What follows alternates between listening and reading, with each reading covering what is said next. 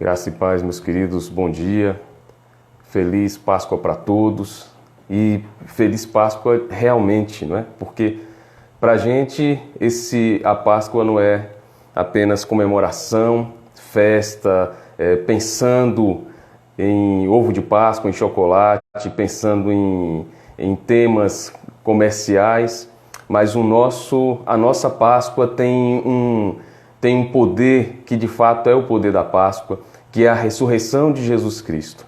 Então, quando a gente inicia o nosso período de agradecimento a Deus pelas bênçãos dele, tudo passa pela ressurreição, tudo passa pela Páscoa real, que é Jesus Cristo sendo entregue para ser morto e ressuscitando para nos dar vida. Então, bom dia para você, seja muito bem-vindo, graça e paz.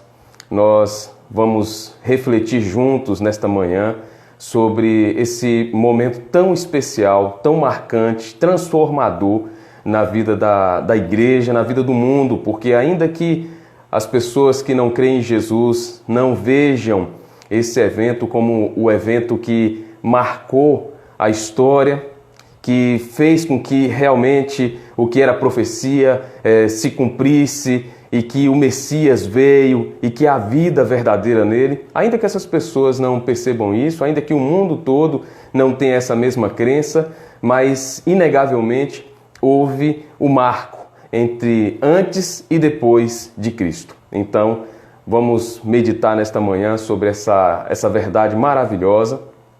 E neste momento, antes da gente começar a nossa reflexão, eu convido você a orar comigo, a fechar seus olhos, para que a gente juntos, para que todos nós juntos possamos orar ao Senhor, depois ler a palavra e meditar nessa palavra maravilhosa.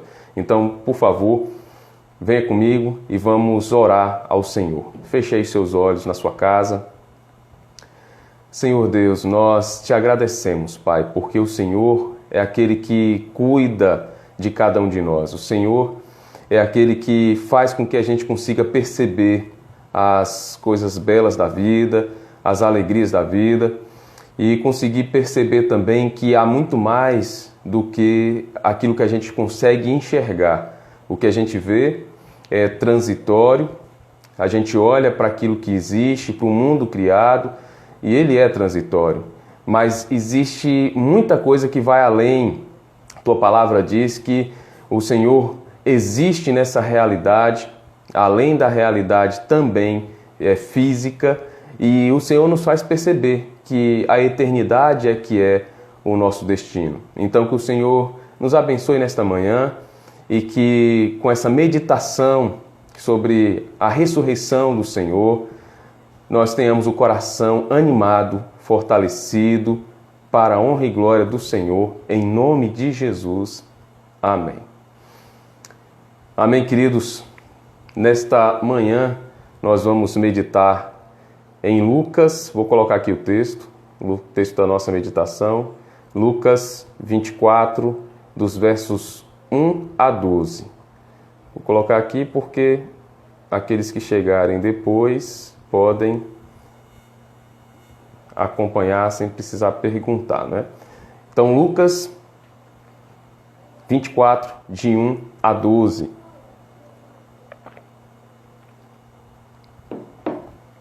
Eu vou fazer a leitura. Peço que você abra a palavra do Senhor aí também e acompanhe a leitura, mantenha a Bíblia aberta para que a gente medite juntos, né? A gente consiga caminhar junto aqui. Lucas 24, versos de 1 a 12. No primeiro dia da semana, de manhã bem cedo, as mulheres levaram ao sepulcro as especiarias aromáticas que haviam preparado. Encontraram removida a pedra do sepulcro, mas quando entraram, não encontraram o corpo do Senhor Jesus. Ficaram perplexas, sem saber o que fazer. De repente, 2 homens com roupas que brilhavam como a luz do sol colocaram-se ao lado delas. Amedrontadas, as mulheres baixaram o rosto para o chão, e os homens lhes disseram: Por que vocês estão procurando entre os mortos aquele que vive? Ele não está aqui, ressuscitou. Lembrem-se do que ele lhes disse quando ainda estava com vocês na Galileia. É necessário que o Filho do Homem seja entregue nas mãos dos homens pecadores, seja crucificado e ressuscite no terceiro dia. Então se lembraram das palavras de Jesus. Quando voltaram do sepulcro, elas contaram todas estas coisas aos 11 e a todos os outros. As que contaram essas coisas aos apóstolos foram Maria Madalena, Joana e Maria, mãe de Tiago, e as outras que estavam com elas. Mas eles não acreditaram nas mulheres. As palavras delas lhes pareciam loucura. Pedro, todavia, levantou-se e correu ao sepulcro. Abaixando-se, viu as faixas de linho e mais nada. Afastou-se e voltou admirado com o que acontecera. Queridos, o relato que a gente vê sobre a ressurreição de Cristo é um relato muito interessante. Deixa eu ajustar aqui. Porque quando a gente olha para o que estava em redor, o que estava acontecendo, né, com os discípulos, com as discípulas, as mulheres que acompanhavam Jesus, a gente vai perceber que nenhum deles acreditava que Jesus fosse ressuscitar dentre os mortos. As mulheres, essas mulheres aqui, que eram aquelas que acompanhavam Jesus em seu ministério, todo o seu ministério, que foram para Jerusalém, vindas da Galileia, depois de estarem com Jesus, de sustentarem Jesus com os seus recursos, sustentarem o ministério dele com as suas posses, elas foram com Jesus para Jerusalém. E essas mulheres, se você for observar, lá no relato em que Jesus ainda na Galileia fala, elas sabiam que Jesus tinha dito que ele iria para sofrer o martírio. Mas mesmo assim não tinham na mente aquela ideia, a certeza de que realmente o que ele estava falando era verdade. Até porque, venhamos e convenhamos, se a gente for olhar fazer uma análise através de uma consideração puramente humana, seria impossível acreditar naquilo. Só que seria impossível acreditar se não estivesse ali em questão o próprio Deus. Lucas 1,37 diz que não há impossíveis para nenhuma das promessas de Deus. Então, aquelas mulheres acompanharam Jesus, chegaram em Jerusalém, acompanharam Jesus, ainda que à distância, na Via Dolorosa. Essas mulheres foram mulheres que, diferentemente dos discípulos, elas permaneceram próximas a Jesus. Tanto que os discípulos todos fogem depois de que Jesus é preso, depois que Jesus começa a sofrer o martírio, e elas não, elas acompanham Jesus até o fim. Tanto que elas sabiam exatamente onde estava o túmulo dele. Elas acompanharam onde Jesus foi sepultado. Não puderam cuidar dele, do corpo dele, mas sabiam onde ele estava sepultado. E é bem curioso que elas, Jesus foi sepultado e já estava próximo, não é, do sábado judaico, chegando próximo das 18 horas da sexta-feira, elas não puderam preparar o corpo de Jesus como queriam. Então, se comprometem em, quando fosse no domingo, elas reunidas fossem ao sepulcro para preparar o corpo de Jesus, colocar ali os perfumes, as especiarias no corpo dele, não é? Então, veja que na mente delas não havia aquela certeza de que Jesus ressuscitaria, não havia essa lembrança, ou mesmo não acreditavam que poderia acontecer. Então, inicia assim esse relato sobre a ressurreição de Jesus. E aqui eu faço uma observação, que é a de que quando a gente olha para todo esse contexto, ainda hoje é difícil acreditar para muita gente. Muitos durante a história tentaram desacreditar a mensagem da ressurreição de Jesus. Naquele período mesmo, tentaram fazer com que essa mensagem não fosse adiante. Os principais líderes de Israel, os sacerdotes, líderes religiosos, pagaram pessoas para dizerem que Jesus não tinha ressuscitado, que os próprios discípulos tinham roubado o corpo. Mas olha só, por mais que fizessem, por mais que dissessem isso, bastaria apresentar o corpo de Jesus para que tudo acabasse, para que aquela ideia de que ele tinha ressuscitado, aquela mensagem acabasse, e nunca apresentaram. Por quê? Porque não existe corpo, ele ressuscitou. Então, quando a gente olha para essa visão e essa certeza que agora essas mulheres têm, é algo que vai contra a nossa lógica, contra a lógica humana. Mas é real. Jesus ressuscitou e a gente pode ficar com o coração extremamente feliz, porque a gente sabe que essa mensagem é verdadeira, é real. Queridos, quando a gente olha para a ressurreição de Jesus, a gente precisa ver que, assim como Efésios, capítulo 1, versículos 23 e 24, demonstram, Paulo falando sobre a ressurreição de Jesus, a gente vai ver que essa ressurreição é a demonstração do poder de Deus. Sem a ressurreição, o cristianismo não existiria, desmoronaria, porque o cerne do cristianismo é a ressurreição de Jesus. Então, quando Paulo fala em Efésios, capítulo 1, versículos 23 e 24, sobre esse poder de Deus sendo revelado na ressurreição de Cristo, ele fala sobre essa ação de Deus que vai além das avaliações humanas, do poder humano, das convenções humanas e das convenções naturais, inclusive. Porque quem morreu, o esperado era o quê? Que permanecesse morto, seguisse o padrão de todos. É tanto que as mulheres, quando se aproximam, vão para o túmulo, você pode ver pelo texto que elas nem cogitam o fato de que Jesus não estaria ali. Elas foram com a certeza de que ele estaria no túmulo. Não era para menos. O túmulo, ele tinha sido, estava guardado por soldados romanos, havia sido colocada uma pedra para fechar o túmulo, tinha sido selada com o selo de Roma, justamente para que ninguém violasse. Por quê? Porque tinha já os líderes de Israel, os líderes religiosos, já tinham alertado as autoridades romanas de que Jesus tinha dito que ressurgiria, que ressuscitaria. Então, para que não houvesse qualquer tipo de chance de que os seus discípulos pudessem roubar aquele corpo, tirar o corpo do túmulo e depois sair dizendo que ele tinha ressuscitado, tomaram todas as precauções. Mas mesmo assim, não houve como segurar essa notícia e também não houve como afastar a ressurreição, porque não tinha como mesmo. Então, elas foram tendo a certeza de que chegariam lá e encontrariam o corpo de Jesus. Não encontraram. Sem a ressurreição, o cristianismo é desmontado, desmorona. O apóstolo Paulo, quando fala sobre a ressurreição de Cristo, lá em 1 Coríntios 15, versículos 14 a 19, ele vai fazer algumas afirmações sobre a ressurreição de Cristo.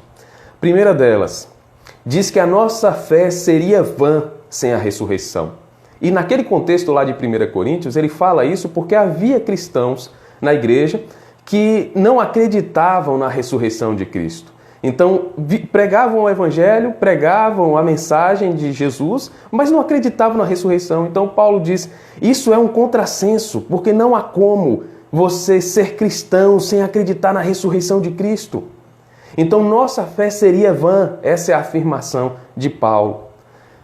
Uma segunda afirmação dele é que a nossa pregação seria inútil, porque qual é o cerne da pregação do Evangelho?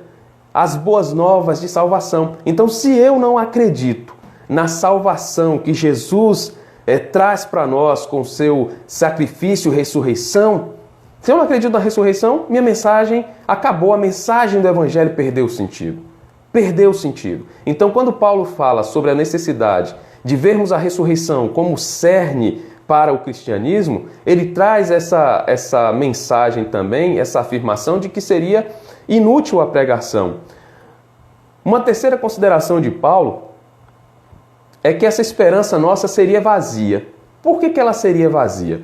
Seria vazia porque esperar o quê? Se Jesus não ressuscitou, se ele não tivesse ressuscitado, ele não seria a primícia dos que dormem, ele não seria o primeiro a ressuscitar. Então, logo, não haveria por que imaginar, esperar que houvesse uma vida eterna, como a palavra ensina.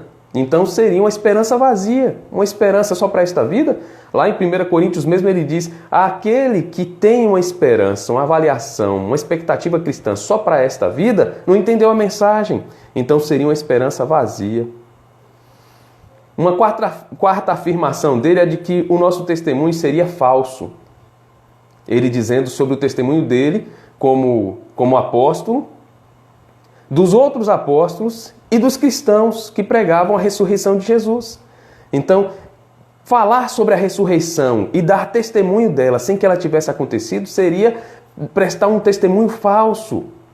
Falar sobre algo que não tinha acontecido. Então, Paulo diz, olha, pense só como a ressurreição ela é essencial para o cristianismo. E de fato ela é real. Então a gente precisa perceber que o peso dela para a fé cristã é um peso imprescindível. Ele precisa existir para que a fé cristã também exista. Ele ainda fala que os nossos pecados não seriam perdoados se Jesus não tivesse ressuscitado. Porque ele é o sacrifício perfeito. Ele foi o sacrifício perfeito. Então, se ele não tivesse morrido e ressuscitado, nós não teríamos os nossos pecados apagados, perdoados, porque os nossos pecados foram perdoados em Cristo. A ressurreição de Cristo nos mostra isso e nos garante esse perdão. E ele ainda fala que seríamos os mais miseráveis de todos os homens. Quando ele diz, olha, se a nossa esperança for apenas para esta vida, nós somos os mais miseráveis de todos os homens. Então, quando a gente pensa na ressurreição de Cristo, a gente percebe que não há como pensar, avaliar, viver a fé cristã, uma fé cristã real, verdadeira, sem a ressurreição de Cristo. E num domingo como hoje, há cerca de 2000 anos atrás, Jesus venceu a morte, ressuscitou. E aquelas que ali foram ao túmulo procurar esse Salvador morto, encontraram um túmulo vazio. Por que ninguém visita o túmulo de Jesus? A gente vê aí que grandes personalidades da história têm o seu túmulo muito bem adornado, são visitados esses túmulos. Líderes religiosos que foram importantes para seu segmento têm o seu túmulo, e o seu túmulo é visitado por pessoas, por quem acredita no que eles pregaram, vivem o que eles ensinaram. Mas por que ninguém vai no túmulo de Jesus visitar? Por que ninguém nunca foi? A não ser nesse momento em que essas mulheres foram, e Pedro também foi, e viram o túmulo vazio. Porque o túmulo está vazio, estava vazio. Ele já não estava mais no túmulo. Então, diferentemente de outras pregações, outros testemunhos, a gente vai perceber que o cristianismo é de fato aquele a pregar o que é verdadeiro, o que faz com que o ser humano tenha uma razão para a vida. Porque veja só, desde Gênesis até Apocalipse, a palavra de Deus mostra o que é o ser humano. Diz que o ser humano foi criado por Deus, diz que foi criado homem e mulher no jardim. Primeiro foi criado o homem fora do jardim, depois foi colocado no jardim e depois criada a mulher. Tudo o que existe foi criado e que aquele homem e aquela mulher, como representantes federais da raça, pecaram. E qual é a importância desse pecado original? Por que eles eram esses representantes federais? Só pelo fato deles serem os representantes federais e terem pecado e feito com que toda a raça humana pecasse junto com eles, é que foi possível que Jesus fosse o segundo Adão, representante federal da raça, e que pelo sacrifício dele, o crédito que ele conseguiu na cruz, com o perdão de Deus dos pecados, pudesse ser creditado, colocado na nossa conta. E a palavra de Deus explica isso. Mostra que o ser humano foi criado para a glória de Deus, mas que depois de ter pecado, ele se afastou do Senhor. E que em Jesus nós somos reconciliados com Deus.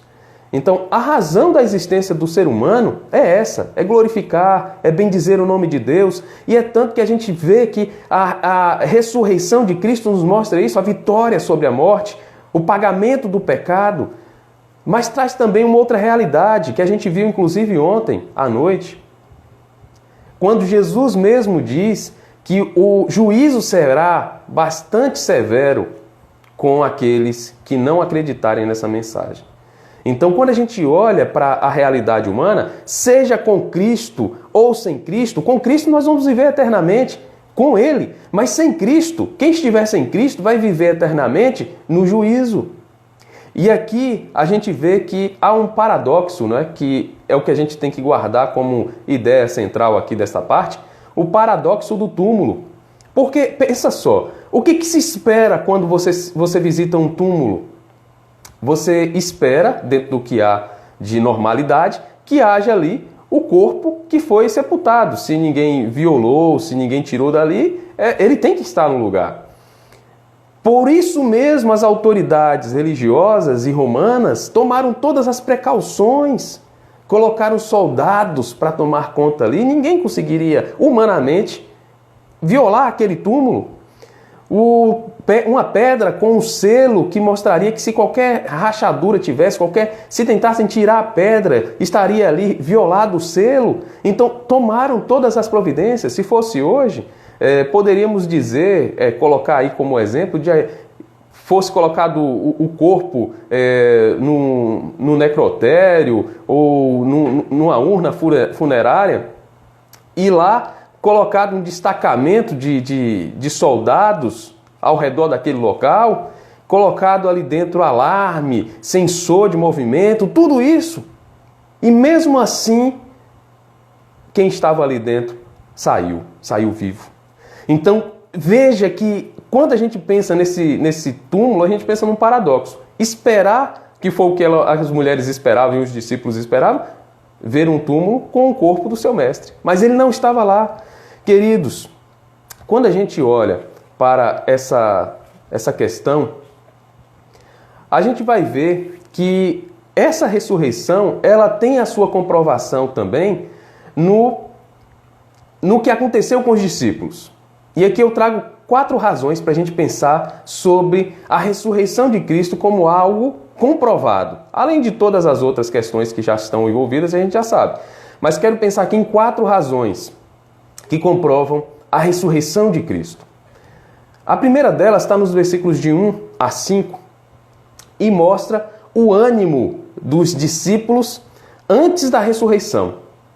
A gente vê no texto que os discípulos, tanto as mulheres que foram ao túmulo, quanto os discípulos que estavam tristes,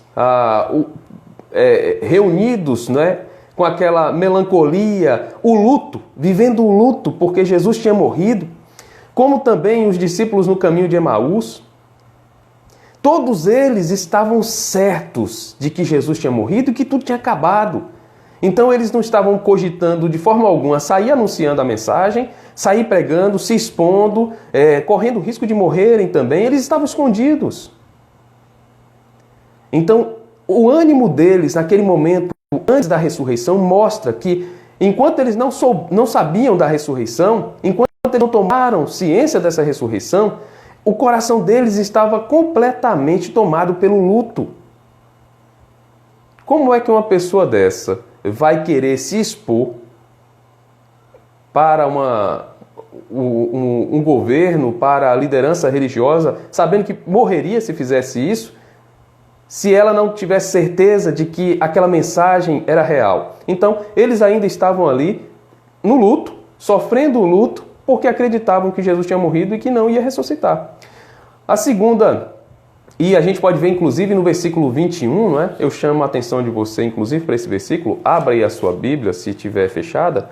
E se estiver aberta ainda, volte os olhos aqui comigo para o versículo 21. Olha o que diz esse versículo 21.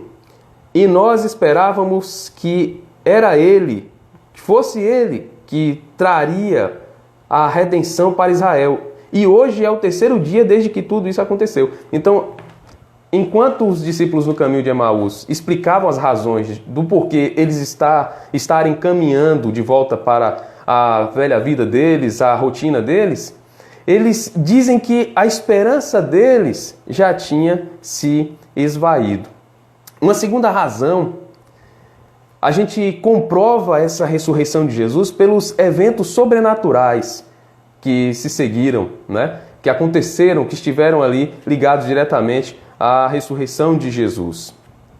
Aquela pedra que estava com toda a segurança que o exército podia garantir, que o governo poderia garantir, ela foi removida. Removida. Então, não houve como fazer nada quanto a essa ação. E nos evangelhos sinóticos há aquela informação também de que, nesse momento, Deus usou os seus anjos para que pudessem mover aquela pedra. Então, os soldados tiveram a visão de que houve sim um ato sobrenatural ali. Uma outra questão é que o túmulo estava vazio apesar de toda a segurança dos guardas e de tudo mais. Então, uma outra prova de que de fato a ressurreição ocorreu. E uma outra prova de que, inclusive, esse evento sobrenatural comprova a ressurreição, é de que os anjos estavam ali para falarem sobre a ressurreição para as mulheres. Então, essa é uma segunda razão que comprova a ressurreição de Jesus à luz do texto bíblico. Uma terceira razão, a gente pode encontrar dos versículos 25 a 49, do capítulo 24, que mostra o encontro de Jesus com os discípulos. Então, além das mulheres saberem dessa ressurreição, além dos anjos terem falado, além da pedra ter sido movida por anjos, de tudo o que aconteceu, Jesus vai ao encontro dos discípulos. E Jesus esteve com eles. Então, não tinha como. Pensa só, se você fosse um dos discípulos de Jesus naquele período, e você tivesse visto Jesus no Getsêmani ser preso, e você tivesse fugido com medo de ser preso também. E depois de você ter fugido, você tivesse acompanhado de longe Jesus sendo julgado, Jesus sendo açoitado, sofrendo na via dolorosa, sendo crucificado e morto. E depois você voltasse para casa em luto pela perda não apenas de um líder, mas pela perda de um amigo.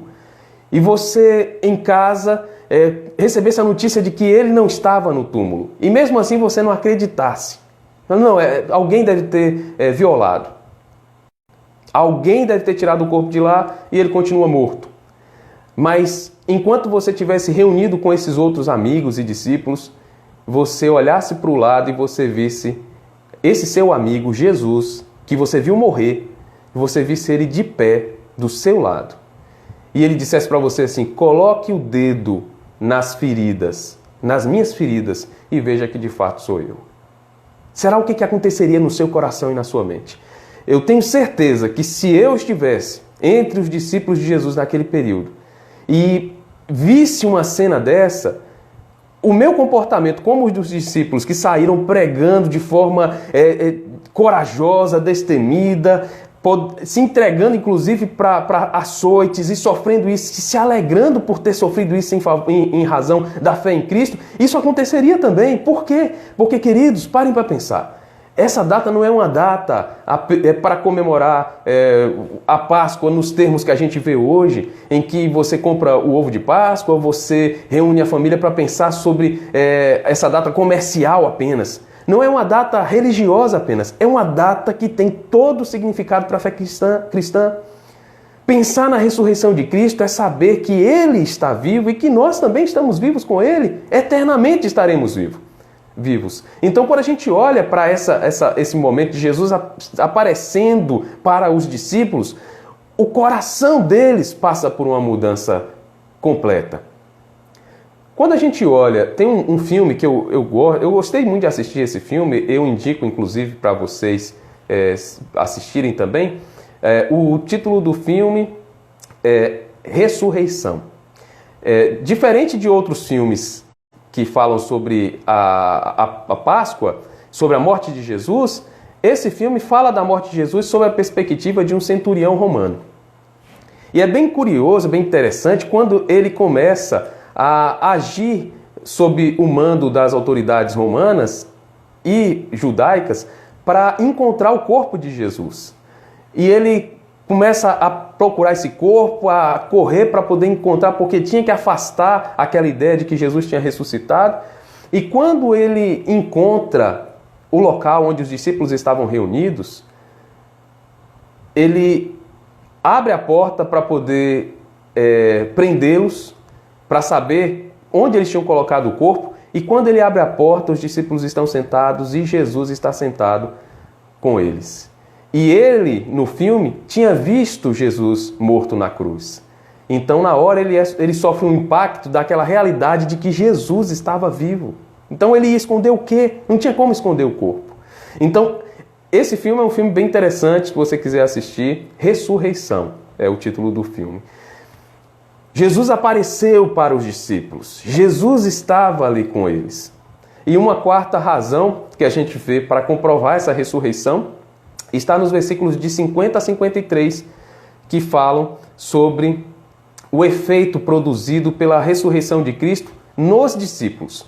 Então você vê pessoas que estavam completamente entregues ao luto, pessoas que estavam sofrendo em razão da perda de um amigo, de um líder. Essas pessoas que estavam escondidas, que tinham abandonado Jesus, inclusive, se você for lembrar, nós estamos agora meditando no terceiro ato, não é, da Paixão de Cristo. No primeiro ato da Paixão de Cristo, na sexta-feira à noite, quando meditávamos sobre o primeiro ato, a gente viu que Jesus alertou os discípulos para que eles estivessem ali orando junto com ele, para que eles pudessem resistir à tentação. Qual era a tentação? Era de negar Jesus. E eles não conseguiram permanecer em oração, não conseguiram afastar essa tentação e se afastaram de Jesus, negaram Jesus, se afastaram dele. Só que agora, aqueles discípulos medrosos que pensaram, é melhor eu preservar minha vida para que eu possa retomar a minha velha vida, esses discípulos, agora, depois de verem Jesus ressuscitado, eles já não estão mais com medo. Eles já começam a pregar de forma poderosa, corajosa. Então, a ressurreição de Jesus, ela é comprovada também pelo ânimo que foi mudado no coração daquelas pessoas. Quem se entregaria para a morte sem ter a certeza de que aquela mensagem que ele anuncia é verdadeira? Olha aí como é que mudou o coração, como é que mudou o ânimo daqueles discípulos. Então, isso não tem como explicar, senão pela ressurreição de Jesus. Queridos, nós estamos vendo aqui, pensando sobre um fato que muda aquilo que se espera do natural para o curso natural das coisas. O que se espera de uma pessoa que morreu é que, de fato, ela permaneça morta, assim como sempre foi. Então, Jesus rompe com essa barreira, Jesus quebra essa barreira e aparece para os seus vivo, com o corpo dele. Tomé tem que chegar e pegar, porque Tomé, depois no primeiro momento que Jesus aparece para os discípulos, Tomé não estava. E Tomé, quando os demais discípulos falam que Jesus tinha aparecido, ele diz, vocês estão loucos. Vocês estão loucos. Eu só vou acreditar se eu mesmo ver e se eu tocar nas chagas, nas feridas dele. E aí Jesus aparece de novo e Jesus olha para Tomé e olha que Jesus ali usa a sua onisciência, não é?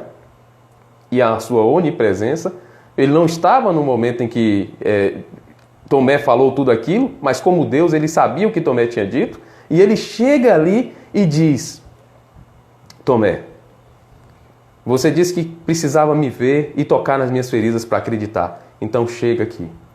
Toca aqui no lugar onde os cravos entraram. Agora toca no lado onde a lança entrou, onde o soldado enfiou a lança. E aí Tomé toca. E Tomé toca e percebe que é carne. Percebe que de fato é o corpo de Jesus. E Tomé se assusta com aquilo e Jesus diz: Tomé, não seja descrente. A partir de agora, seja crente, acredite. Então, veja como é que isso foi impactante na vida daqueles discípulos. Então, queridos, a ressurreição de Jesus é fato comprovado. Durante toda a história, as tentativas que foram feitas para afastar essa certeza, nenhuma delas prosperou. Nenhuma delas. E a gente pode tirar aqui algumas lições sobre o conforto que a ressurreição de Cristo oferece para a gente. O conforto que a ressurreição de Cristo oferece para a gente. O primeiro conforto que a gente pode ter como lição é que os nossos pecados foram perdoados. Os nossos pecados foram perdoados.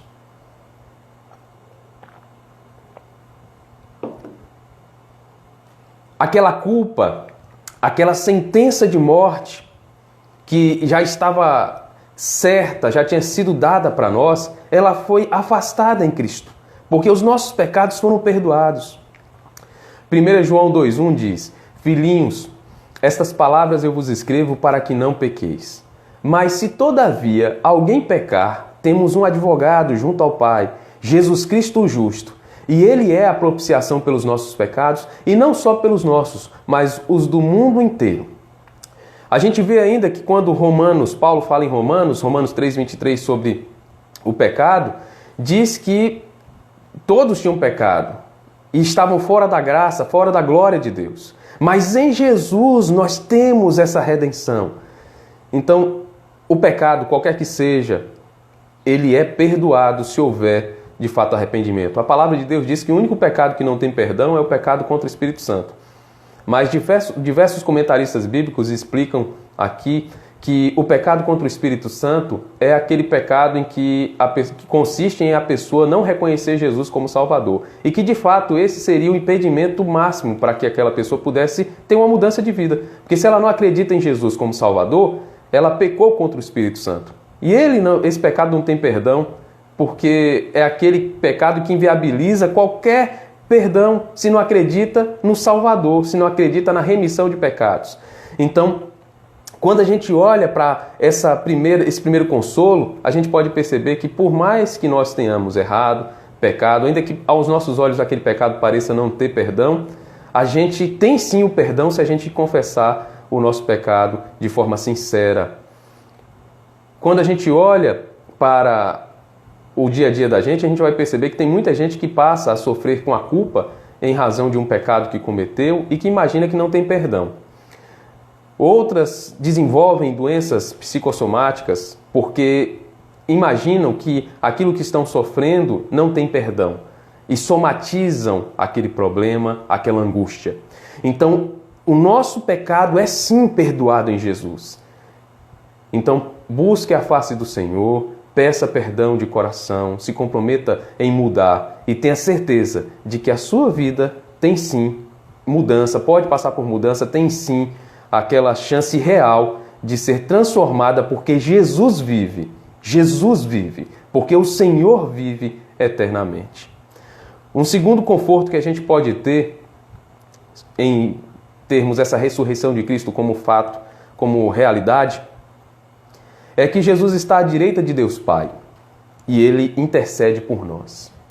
Então, Jesus está à direita de Deus Pai e Ele intercede por nós. Queridos, as nossas orações, os nossos clamores, eles não ficam sem resposta. Porque Jesus está do lado de Deus, à direita de Deus Pai, assim como a gente já estudou, inclusive, na igreja e na última live da Escola Dominical, no domingo passado, falando sobre o credo apostólico. Ele está à direita de Deus Pai e Ele intercede por nós. Ele intercede por nós. Então, quando nós oramos, não é sem razão que a nossa oração é em nome de Jesus. Então, quando a gente ora, a gente fala: Senhor, Deus, nos livre de tal coisa. Deus, responda a nossa oração. Deus, nos dê um alento, nos dê um consolo em nome de Jesus. Nós clamamos em nome de Jesus e Jesus intercede por nós junto a Deus. Então nós temos a certeza de que quando nós clamamos a Deus Pai e fazemos isso em nome de Jesus, Jesus está lá do nosso lado. Está do lado de Deus Pai e do nosso lado, clamando, intercedendo, dizendo para Deus Pai: Senhor, eu também sofri como ele sofreu. Eu sei o que é ser um ser humano. Que o Senhor também abençoe a vida dele e faça com que ele tenha essa resposta. E por fim, queridos, um último consolo da ressurreição de Cristo, último consolo que a gente pode pensar aqui neste momento, tem muitos outros, mas dos que eu trouxe aqui para a nossa reflexão. Os crentes em Jesus ressuscitarão, ou mesmo serão transformados no dia da segunda vinda de Cristo. Então, um terceiro consolo é que nós, assim como Jesus, nós seremos ressuscitados. Jesus é aquele primeiro, é a primícia dos que dormem, dos que estão mortos, estão com o corpo sepultado. Mas ressuscitarão, nós ressuscitaremos. Se Jesus voltar, ainda nesse período em que estivermos vivos, essa volta de Jesus fará com que nós, que estivermos vivos na segunda vinda de Jesus, tenhamos o nosso corpo transformado. O nosso corpo vai ser transformado e nós vamos à presença de Deus já com esse corpo que não é mais corruptível. Então aqueles que forem à presença de Jesus para receber o juízo de Deus já vão à presença de Jesus com o corpo transformado para sofrer eternamente. Aqueles que forem viver eternamente com Cristo já caminharão, se estiverem vivos na segunda vinda, com o corpo transformado para que sejam glorificados em Cristo Jesus e que vivam eternamente na presença dele. Então, queridos, a ressurreição de Jesus traz para nós essas bênçãos, esses reflexos positivos, e a gente precisa perceber que a vida humana passa a ter cor, passa a ter um aroma suave, passa a ter alegria, passa a ser vibrante em Jesus. A ressurreição de Jesus nos faz viver assim. Mas se eu não vivo essa ressurreição de Jesus, eu não acredito nela, ou mesmo digo que acredito, mas eu não vivo como se acreditasse. Eu vivo naquele luto, não é? Que os discípulos viviam. Se eu vivo assim, essas bênçãos da ressurreição de Jesus não chegarão à minha vida. E eu viverei como se não acreditasse, como se não tivesse sido transformado pela mensagem. Então, queridos, que nesta manhã em que a gente comemora a ressurreição de Cristo, e sabendo, tendo a certeza de que essa ressurreição é real, de que a ressurreição de Jesus é fato, comprovado, sabendo que Ele transformou o nosso coração, que Ele nos deu a vida, que nos fez enxergar a vida com outros olhos, que a gente pare para perceber que realmente não há nada mais valioso, que não há nada mais importante do que estar na presença do Senhor e do que saber que o nosso Senhor realmente morreu por nós, mas ressuscitou, que a cruz vazia é o símbolo da ressurreição, porque ela está ali como era usada antes, como um símbolo de execuções terríveis, como um símbolo de vergonha, mas quando Jesus ressuscita, a cruz vazia traz a mensagem de vida, de ressurreição. Então que você tenha isso no coração e que neste terceiro ato da paixão de Cristo, em que nós meditamos na ressurreição do Senhor, que você possa dar glória a Deus por saber que Ele vive e que Ele também está em nossos corações. A palavra de Deus diz que que nós somos templo do Espírito Santo do Senhor. E o Espírito Santo é Deus. E que o nosso coração não se abata com nada nesta vida, porque nós temos o maior presente que poderia ser dado a qualquer ser humano, que é a vida eterna, que é o perdão dos pecados. Então que hoje, na hora que você for comer aquele ovo de Páscoa, aquele chocolate, você coma com alegria, porque é um alimento. E é um alimento gostoso, inclusive, não é? Mas que você ensine para os seus filhos, que você entenda e guarde isso na mente e no coração, de que aquilo que há de mais especial, de mais importante no Natal, na Páscoa, em qualquer data que tenha ligação com a fé cristã, é o próprio Deus e é Jesus Cristo, e não aquilo que o comércio e que as propagandas trazem, associando a isso para que vendam mais. Então, que o seu coração esteja diante do Senhor, a salvação é de graça, a transformação de vida é de graça, então procure no Senhor e com certeza Ele vai dar para você. Então, que Deus te abençoe. Tenha uma noite, um dia, um domingo maravilhoso na presença do Senhor. E logo mais à noite, às 19 horas, nós teremos a nossa reflexão no quarto ato da Paixão de Cristo. E eu convido você a participar com a gente à noite também, às 19 horas, tá bom? Que Deus abençoe a todos, em nome de Jesus. Feliz Páscoa a todos. Feliz Páscoa, a Páscoa real, que é a Páscoa do Cordeiro de Deus, que foi morto, mas que ressuscitou. Glória a Deus. Então, vamos orar neste momento, queridos? Eu peço que vocês fechem os seus olhos para que a gente possa orar, agradecendo a Deus por mais este momento de reflexão na presença dEle. Feche seus olhos, por favor. Senhor Deus, nós agradecemos ao Senhor por Tua misericórdia e por Tua graça. Agradecemos, ó Deus, porque o Senhor, em Jesus Cristo, nos deu a vida eterna. Nós hoje nos lembramos e comemoramos a ressurreição do Senhor.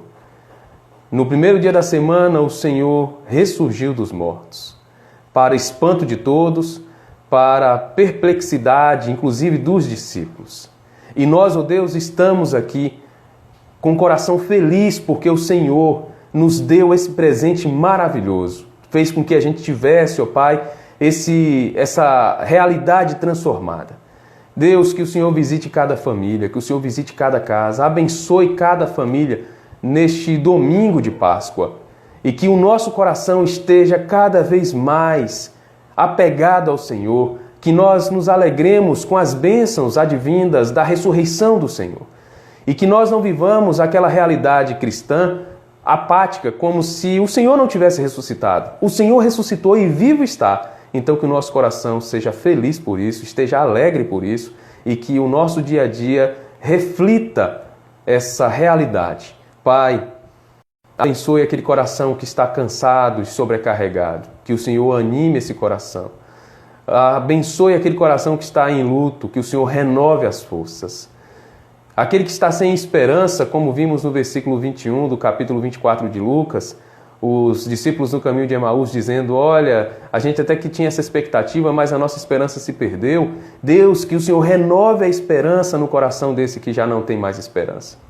E que neste dia, que comemoramos a ressurreição do Senhor, que vários projetos e sonhos que estavam enterrados, que eles também sejam ressuscitados, ressurjam para a glória do Senhor, para que sejam bênção também nas nossas vidas e bênção para o reino do Senhor. Então, Pai, que o Senhor nos abençoe e nos guarde, em nome de Jesus, e que logo mais à noite, às 19 horas, o Senhor também nos abençoe e receba o nosso momento de reflexão, de oração e de adoração, em nome de Jesus. Amém. Amém, queridos? Amém. Obrigado, mãe. Obrigado, Márcia. É bom, né? Fazer aniversário no dia da ressurreição de Jesus. Minha mãe disse que meu nome ia ser Pascoal. Ao invés de ser Juliano, meu nome ia ser Pascoal. Ia ser interessante, né? Mas eu gosto do meu nome também, Juliano. Então, é bom demais participar, ter essa data como uma data tão importante para a vida da gente como cristãos e também ter no meu caso, essa data caindo no dia do meu aniversário também. Então, queridos, que Deus abençoe a todos.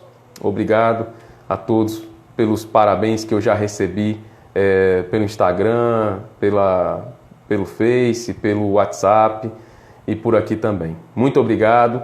Que Deus abençoe vocês, que os guarde, os livre de todo mal, e nós estaremos à noite juntos com a graça do bom Deus para refletir mais uma vez na presença do Senhor. Então, que Deus abençoe vocês e até mais.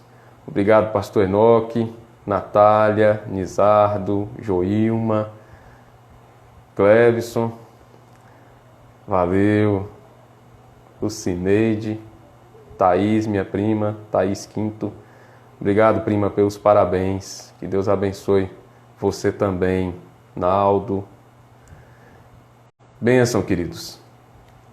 Muito obrigado. Que Deus dê a vocês um dia maravilhoso. À noite a gente se encontra de novo. Obrigado a todos. Que Deus abençoe a todos, em nome de Jesus. Valeu, Cleo. Tchau, tchau, pessoal. Até mais.